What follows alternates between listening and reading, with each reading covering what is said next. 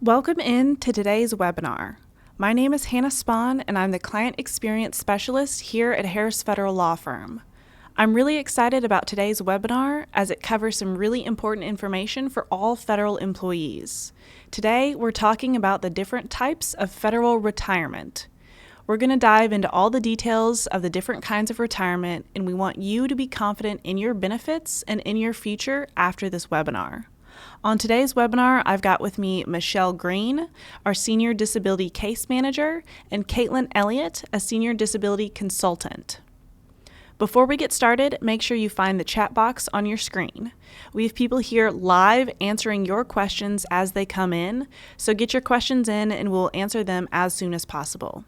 Now, a quick disclaimer before we get started. This webinar is for informational purposes only and does not constitute legal advice.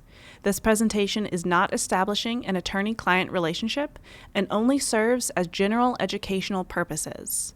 Now, getting into today's webinar, breaking down your federal retirement options, welcome Michelle and Caitlin. Thank you, Hannah. I'm excited to be here today. My name is Michelle Green, and I am one of the Senior Disability Case Managers here at Harris. And I'm Caitlin Elliott. I'm a Senior Disability Consultant at Harris Federal. We are so happy to be here with you today. We're going to go through several topics. We're going to talk about the FERS retirement system. We're going to talk about minimum retirement age, immediate retirement, early retirement, and then finally federal disability retirement. What is FERS? This is the retirement plan every federal employee is entered into. You might have heard of FERS being referred to as a three-legged stool or a three-tiered system because it has three major components: your basic benefit, Social Security, and your thrift savings plan. So the first basic benefit, this is paid monthly after you retire, and this is based on your creditable years of service and your high 3 average. If you have less than 20 years of service, you will receive a monthly annuity payment based on the following calculation. It is 1% times your high 3 average times your creditable years of service. If you have more than 20 years of service, it works the same way, just the calculation is a little different. You get 1.1% times your high 3 average times your creditable years of service. The second part of FERS is your Social Security benefit. Your Social Security retirement benefit is a monthly payment you receive that supplements your income when you retire. FERS employees pay Social Security taxes, and the amount you receive from the SSA depends on how many years you paid into Social Security and how much you paid. And finally, the third part is the thrift savings plan.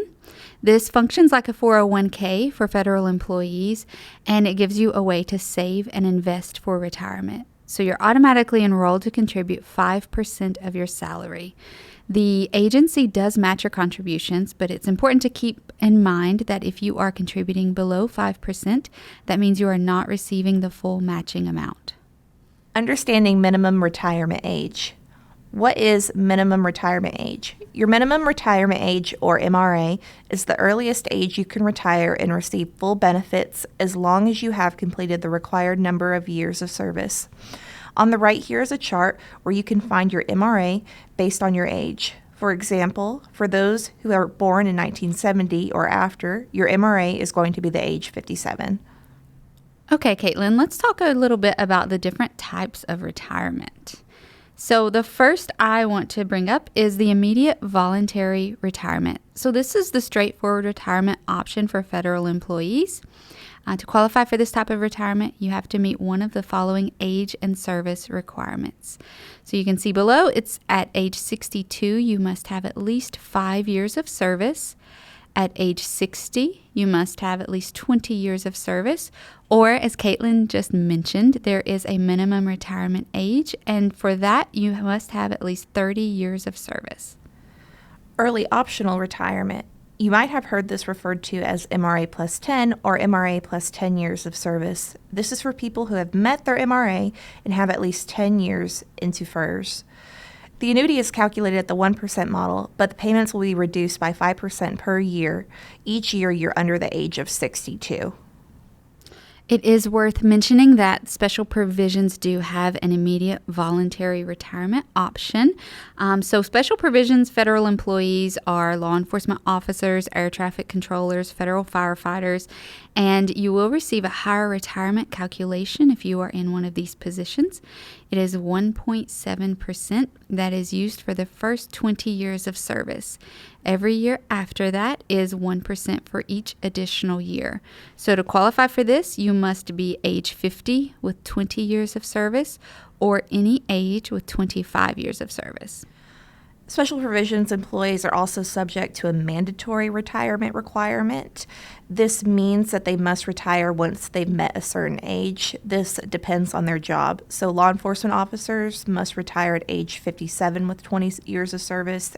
Air traffic controllers must retire at age 56 with 20 years of service, and federal firefighters must retire at age 55 with 20 years of service. Another option for retirement under the FERS system is a deferred retirement.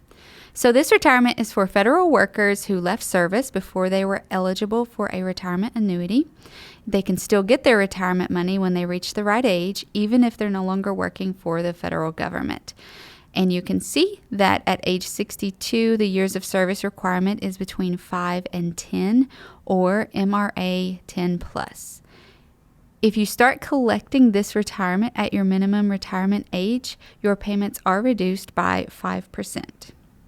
Phased retirement is a newer option for federal employees who are eligible for immediate retirement. This allows a full-time employee to work part-time while they begin to withdraw retirement benefits. A phased retiree partially retires from some of their job duties and typically focuses on mentoring and training other employees. Participation in this retirement is, of course, voluntary, but to be eligible, you must be eligible for an immediate retirement. And that brings us to federal disability retirement. So this is an early retirement option for federal employees who are struggling in their job due to a medical condition. So the Office of Personnel Management provides this benefit, and it lasts until age 62 when you will receive your regular FERS retirement. If you're struggling in the workplace due to any medical conditions, disability retirement may be something you want to consider. There are a few eligibility requirements you'll need to be mindful of. Firstly, you'll need to have 18 months of credible civilian service. This doesn't include bought back time. You'll need to have worked in a civilian position for 18 months. You must be a FERS employee or a regular/career employee if you work for USPS.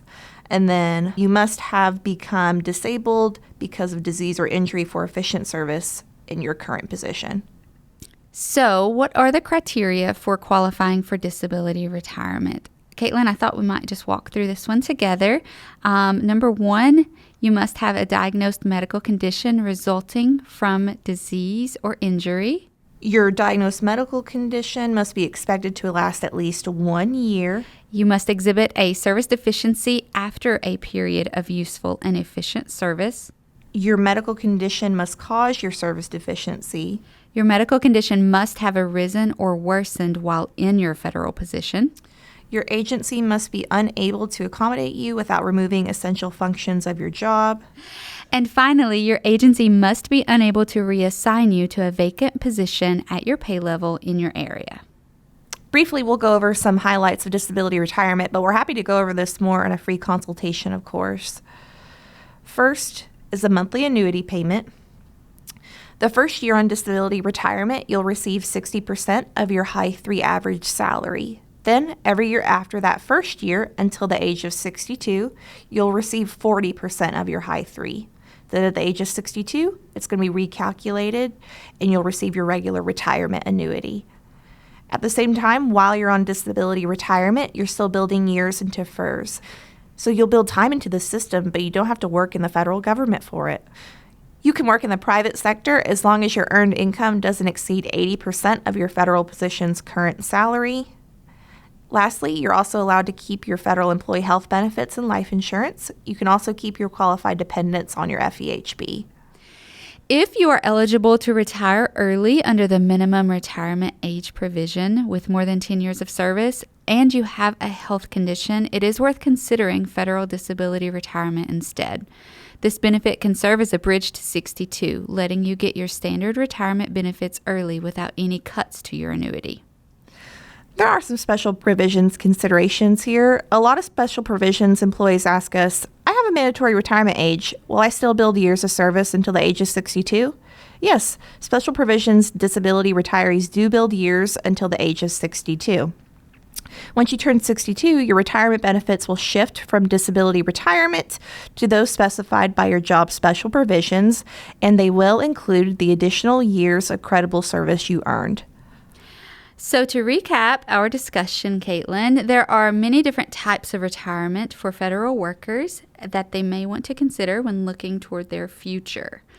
Federal disability retirement can serve as your bridge to 62, letting you get your standard retirement benefits early if you're struggling with a medical condition. Disability retirement is particularly useful for people on OWCP, veterans, employees who have been on leave for a long period of time, and those who are struggling to get a reasonable accommodation, but it's certainly not limited to those people. If you're interested in discussing this benefit and going over your potential case, please give our office a call to schedule a free consultation with one of our consultants. Navigating the complex application process can be overwhelming, but our experienced team is dedicated to providing our clients support and expertise, ensuring a smooth path to securing the benefits they deserve. We've helped 8,000 clients secure their future, and we're happy to help you. That's exactly right, Caitlin. And for everyone who is still here with us, we are going to leave the chat open a little while longer. So if you have any questions, drop them in there. We'll get to them as soon as we can.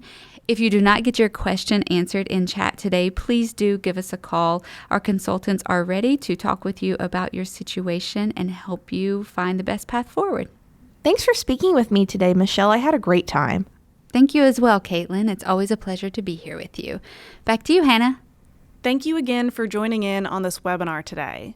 I know this was a lot of information, but we have a ton of resources that you can access on our YouTube channel and on our website to help simplify these benefits a little bit more. The chat is going to be staying open for about 10 more minutes so that we can answer all of your questions. But if we don't get to any of your questions today, please give our office a call to schedule a free consultation. We have consultation specialists who are here, ready, and excited to talk to you about all of your benefits.